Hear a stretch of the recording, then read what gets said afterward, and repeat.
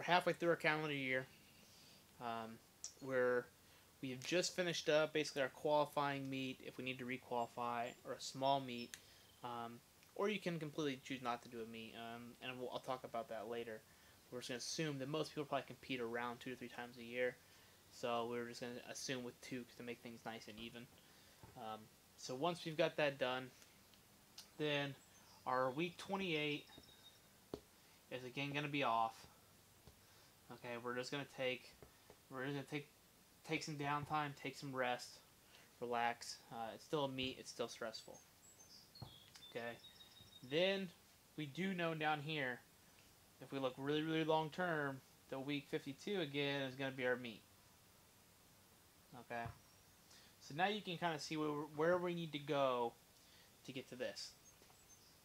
I'm going to kind of backtrack, because now once we've found our big meet, we want to backtrack. We know where we are here. We know where we finished. We know the numbers that we hit from that last meet.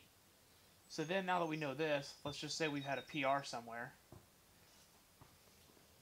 We knew that something worked.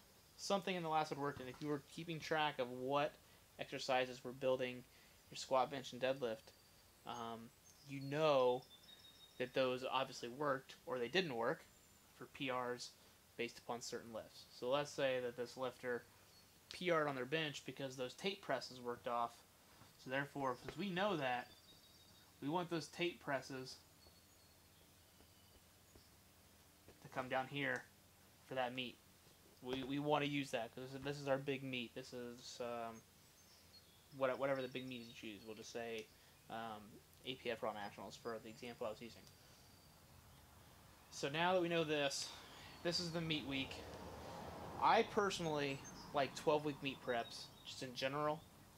But if we're going to do a small meet like that, I might go with like an 8 or 6 week like we showed. Here, I'm just going to assume that we're going to go with a 12-week meet prep. Okay?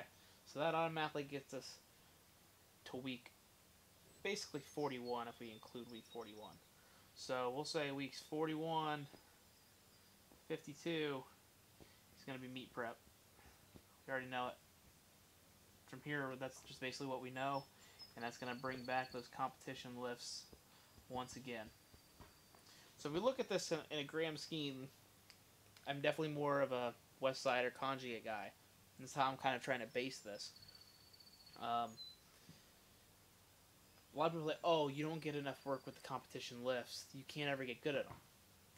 Well, here's 12 weeks, and then we also have the 6 to 8 week prep for that other meet. So that right there gets us around 20 weeks with a straight bar and the competition lifts or whatever competition bar you're going to be using. So if we're looking at 20 weeks, that's approaching half. We're probably more around like the 40%. I'm not going to really try to do the math. But that's a good deal amount of time. Then if you also consider, let's say if you are doing true West Side training, you're also looking at speed work. Your speed work's going to have a lot of your competition lifts. You're just going to be accelerating through chains, bands, or straight weight, depending on how you have it set up. Otherwise, it's pretty much the same lift. So you are getting those lifts. It's just that you're not doing them at the same intensity. So I want to clarify that because that's how I'm kind of basing this model. And what I have found has worked pretty well. So take it for what it's worth. If you choose not, if you're one of those people that hate the West Side and conjugate system, then you've probably already clicked off of this video by now. If not, then now's your warning, I guess. But that's what we're basically looking at when people say you don't get enough time. Essentially, you do. You get ample time, and honestly, with this being the intensity ramping up over time, this is probably your best time to take a lot of your competition bar lifts, because you're going to start relatively low, really drill on technique early, and then you're going to ramp that technique up with dropping the volume, increasing the intensity over time.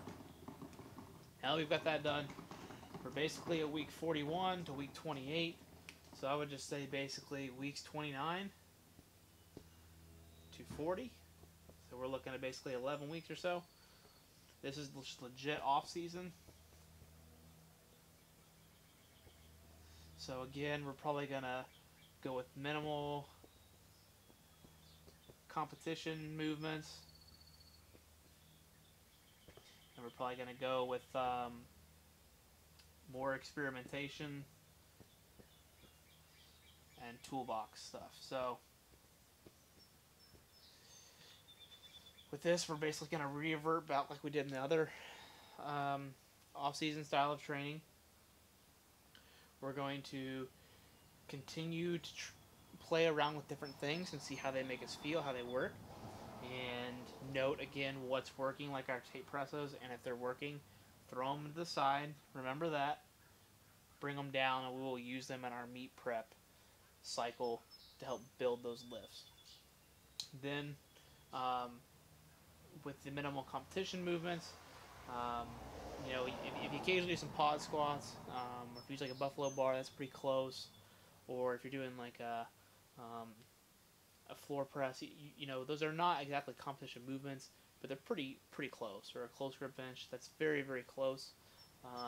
You could even actually do some regular bench pressing for like, say, sets of 10, just as like drop down if you're doing a reverse man set or something like that. So just not a whole lot of different competition things around. Try to mix things up as much as you can. So now that we've got all that set up, that basically delineates our year and what it's going to look like.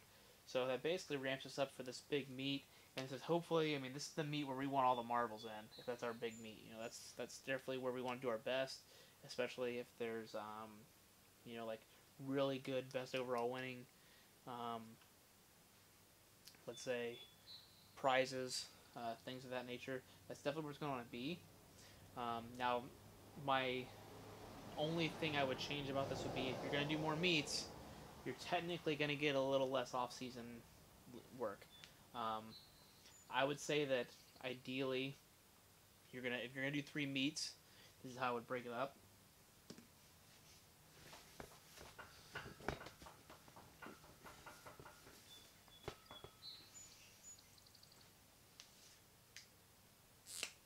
Okay, so ideally, if you're gonna do 3 meets, let's just say we're gonna do one, which is gonna be our big meet for the year. Okay, then we're gonna do a smaller meet or a qualifier if we need it. And then you can also look at this would basically end up being push pulls and bench only kind of meets. Something around those lines. That's how I would look at it. Again, giving priority that this is 1, this is 2, this is 3. So this doesn't really matter that much. This you could probably use around, you could probably go around 4 weeks or so to ramp up for. This one you're probably looking more around 5 to 8 at most, probably more around like the 6-ish range. And this one you're probably going to want to look at 10 to 12 week preps.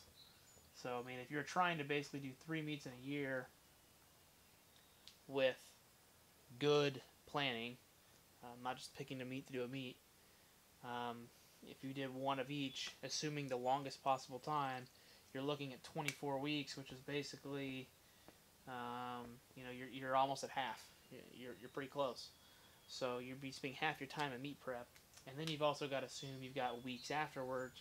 So that's going to get you to 27 out of the 52. And then if you're going to do like some GPP bodybuilding stuff like I was mentioning, then you're looking upwards of 32 weeks. Not even technically, that's you're either in prep or it's kind of downtime. That's not even including deloads. So that's really, so if you include deloads, we're looking probably of around 12 weeks. We're probably looking at 12 weeks of true off-season work to truly get better, experiment, figure out what works and what doesn't. So that's something to definitely think about when you're looking at this. Now, my other thing would be if you're an athlete that cuts weight, this is where you're going to want to cut for sure because it's your biggest meet. If you've got to qualify, you're probably going to cut here as well. Okay, this one I wouldn't even worry about cutting weight. it's not going to be worth your time. It's not going to be stressful. The only time I would say is if you would be approaching world record stuff with bench only, push pulls, things of that nature, going for those big things, or maybe even let's say maybe a top 10 all time lift, then maybe cut weight. And it also depends how much it matters to you too.